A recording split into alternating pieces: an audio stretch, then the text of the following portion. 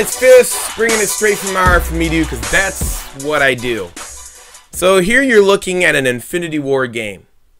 And before everybody starts jumping up and down like a bunch of fucking little clowns, you know, let me set you straight on the history of Call of Duty. And let me set the studio straight. Infinityward, you listening? Let me set you straight at Infinityward, so I can give you guys like a pep talk, because you need it. The bottom line is that Infinityward, regardless of West and Zampella leaving your studio, Rick Rubin, Mark Rubin, Zach Volker, or you guys over there, you guys are responsible. You guys were part of the original modern combat game. Do you understand that? You guys are part. Don't change who you are. Don't change for Treyarch. Don't change for anybody. You guys are responsible for making Call of Duty first-person modern military warfare shooter. I don't care what you call it. You can call it you don't have to, you could come up with some name, you know, Today's Combat. You could come up with that name and it would be fine. We understand that it's modern combat. But the point is, when people play Call of Duty, they always looked at Infinityward as the pinnacle of making the best first-person shooter, modern military first-person shooter on the console. Nobody even thought about Treyarch. And the only reason why people are kissing Treyarch's ass is because of the esports community that was created and empowered by David Vonderhaar. Without the empowerment of Treyarch and Activision behind esports, you know, basically it was behind David Vonderhaar and that initiative, they wouldn't be empowered. And so they're trading power, and they empowered them, and that's why people changed their opinion or their view on your studio. You have to empower the people. Listen, you guys have the most power right now, because Sledgehammer is making a game that is not Call of Duty. It's a spin-off. It has the Call of Duty controls, but it's a spin-off. Treyarch is making an esports enhanced game for that community, which is completely irrelevant. You know, I don't know how you guys do not take pride in your name and go to the people that made you as big, or one time the biggest franchise in the history of the industry. If you go back, let's say you brought in and focused on the casual community. You brought in people like myself, others in this community, and you made this game specifically for us. Let Treyarch make the esports game. Let Sledgehammer make the advanced spin-offs or whatever. You guys are lost. You are in the middle of nowhere.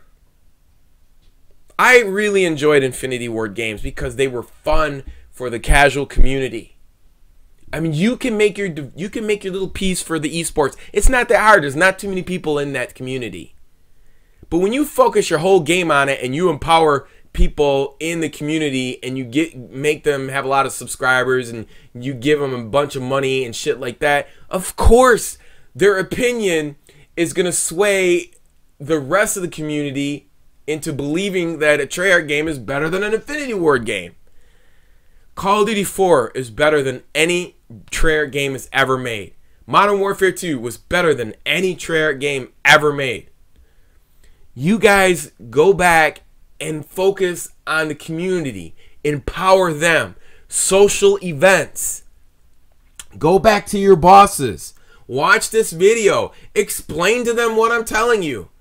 There is enough now people who play this game that you can focus on those groups of people. Treyarch is focusing on esports. Sledgehammer is focusing on a completely new game. You guys can focus on the 20 million people who bought your game in the past.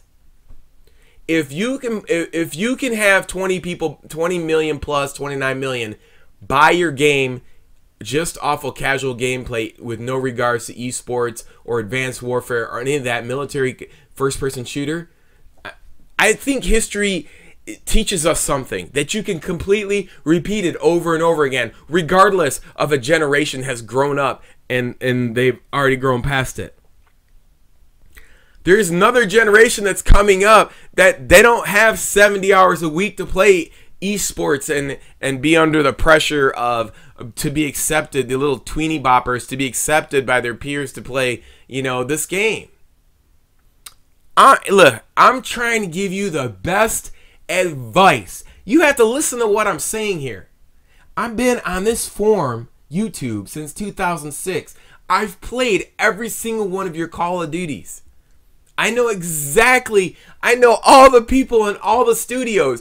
I follow the financial reports. I follow every single thing in here.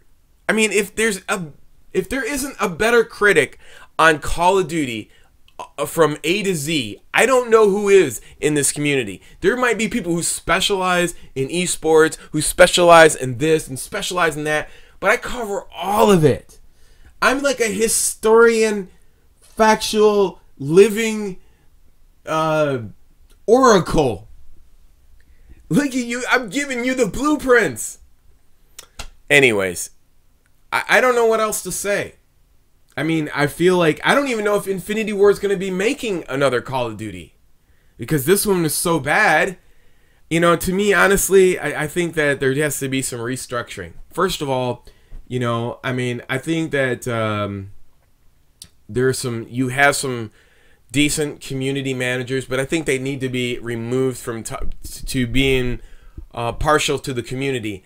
I mean, I understand that females are, deserve a job just like males, but the problem is that this is a hormone-induced tweeny bopper male game. If anything, you should have a young man who's a community manager between 20 and 30 years old, or at least somebody that has a retort for every single thing, or coming back to developers and trying to make this game to where it, even though Robert Bowen was, ousted by, Glenn Schofield for whatever reason, maybe he thought that the guy was just, butting heads and, he really didn't have a title there, and they just made it to where they got rid of him. I mean, even though Robert Bowen was, a lot of people for some reason didn't like him, I think it was just piling on. It was just more of like, a gang mentality where if somebody said something and they made a bandwagon, they just jumped on it, and if you didn't fix it immediately, blah, blah, blah. But at least he was interacting, and he was, whether it was bad news or good news, he was still creating news for Call of Duty. The people you have there now do nothing. They're straight dead. There's nothing there. That no one even talks to them. I don't even think they get any tweets. What is the purpose of having a community manager if they're not creating synergy and excitement around your game? I don't know what it is. Like, are you guys not excited about your franchise? Is that what it is? I mean, I would be excited as hell to work on a Call of Duty game and help and get the casual community. I think the game is big enough now. Like I said, you see 3 different parts of Call of Duty now. You see Call of Duty being used as a philosophy for a different game. You see esports, Treyarch going off on a tangent and thinking that's what people want. And then you have Infinityward trying to be like Treyarch, but ruining the game because that's not who they are. That system Treyarch's system does not integrate with Infinityward's ideas. I mean, if anything, you guys should have improved on West and Zempella's ideas. Instead, you guys got taken over, and I guess whoever was from Treyarch just forced you into their ideas. Whatever, it's a bad idea. You guys should have went to Eric Heisberg and said, "Listen, let us do our thing, man. We were here. Let us do it." And I don't know, man. I just feel like you guys You guys could have did so much more with so much less, and you just let it go. And listen, I'm always free. I'm always free to brainstorm with any developer on any first-person shooter. Anybody who picks me up, like I've said in the past, I'm going to make their game 1,000 times better. Guaranteed. Anyways, I hope you enjoyed this commentary. I'm just trying to make sense here. I still think Infinityward is the first-person shooter modern combat developer out of all franchises. Now get the fuck out of here.